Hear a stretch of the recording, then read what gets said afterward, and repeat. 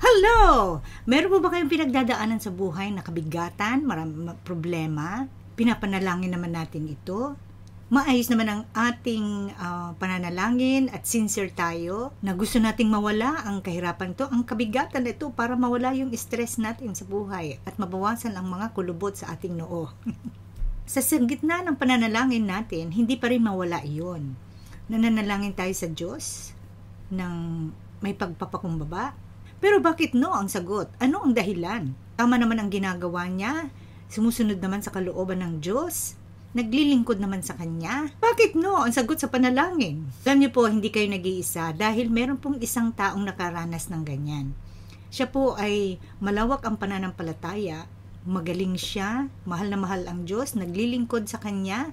Tinalaga ang buhay sa paglilingkod sa Diyos. Matalino, maraming followers, maraming naniniwala sa Kanya at sumusunod sa Kanya. Sincere ang kanyang pananalangin. Pero bakit sa panalangin na mawala ang kabigatan sa buhay niya? Ang sagot ng Diyos ay no. Alamin po natin yan pagkatapos nito.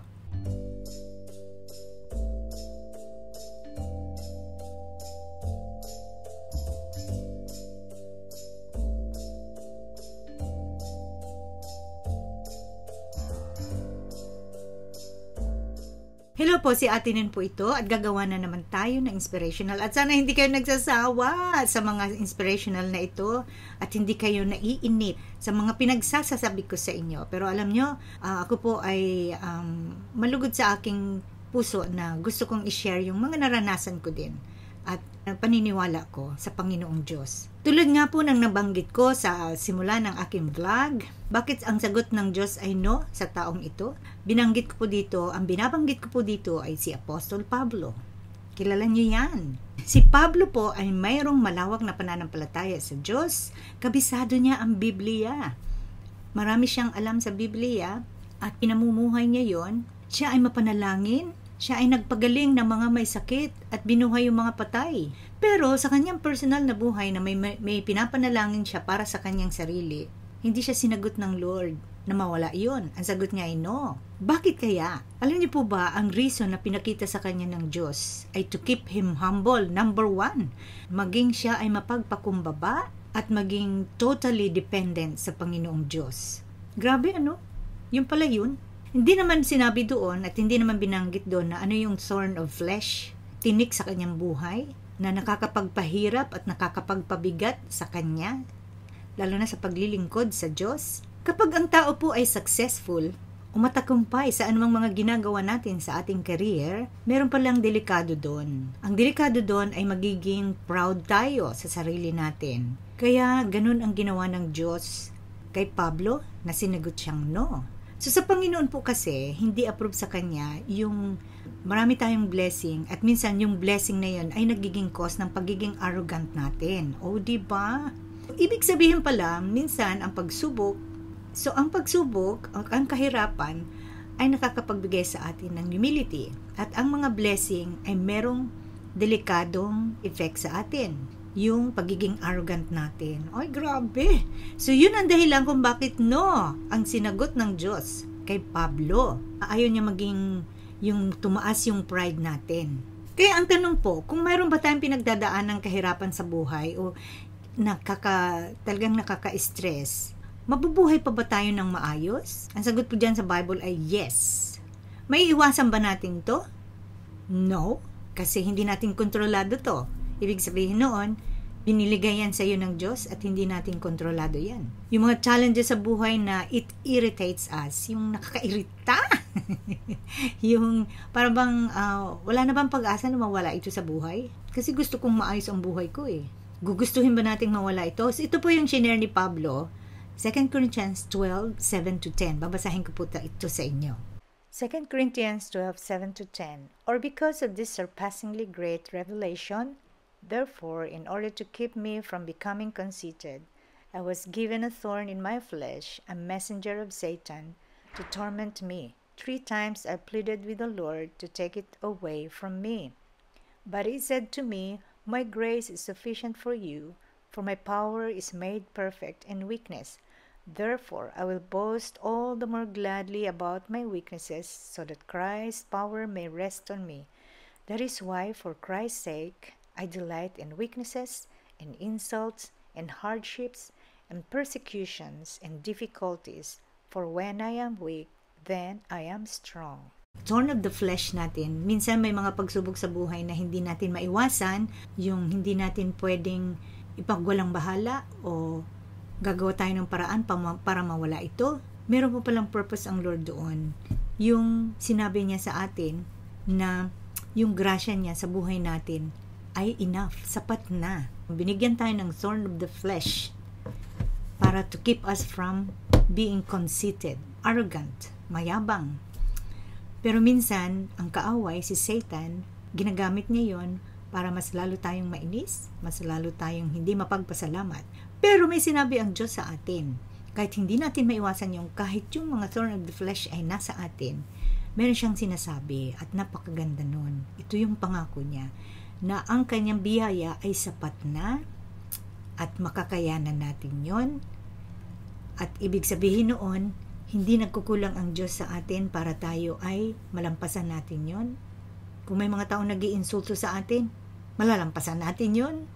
Ang grasya ng Diyos ay, kung ito man yung pagsubok, ang grasya ng Diyos ay lalong nagiging abound, nagiging masagana at sapat sa atin para mabuhay tayo ng maayos na kasama ang Diyos. Sabi nga, pinapakita sa kahinaan natin ang ating kalakasan ay ang Panginoon.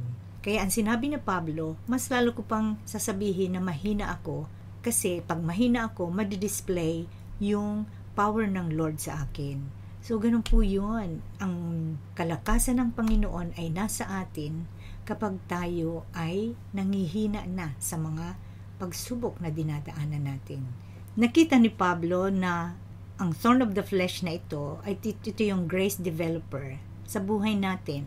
Ibinigay ito sa kanya ng Diyos para lang tayo ay mapagpakumbaba, maging dependent sa kanya, magiging malawak ang ating pasensya sa mga taong may pinagdadaanan din sa buhay na meron ding mga thorn of the flesh. Hindi natin maiiwasan yung mga taong naiirita tayo. Ibig sabihin, hindi yan mawawala sa buhay natin. Yung mga taong binibigay sa atin ng Diyos na minsan thorn of the flesh natin, isa yan sa mga bagay na tayo ay binabago ng Diyos at nag-grow tayo sa pananampalataya. Minsan naiisip ko ngayon, naku, ang sakit pala nun. Pero alam mo, dahil sa grasya ng Panginoon, malalampasan natin at dahil sa grasya ng Panginoon, mabubuhay tayo ng maayos kahit meron tayong thorn of the flesh. Lahat man tayo ay may mga thorn of the flesh eh. Kung iiwas ka palagi dun sa mga taong nakakairita o sa mga at taong ayaw mo, liliit ang mundo mo. Diba? Kaya tayo ay maging mapagpasensya sa bawat isa kasi mayaman ang grasya ng Diyos sa atin, may biyaya ang Diyos sa atin. Maging gracious tayo sa iba para sila naman ay maging gracious sa atin. Kaya kapag ito'y nararanasan natin sa buhay, tandaan po natin na ang grasya ng Panginoon ay sapat na at sumusobra-sobra pa yan or hindi nagkukulang. Sa atin po mga kahinaan, siya po ang ating kalakasan at yung kapangyarihan ng Diyos ay lalo pang mahayag sa ating mga kahinaan.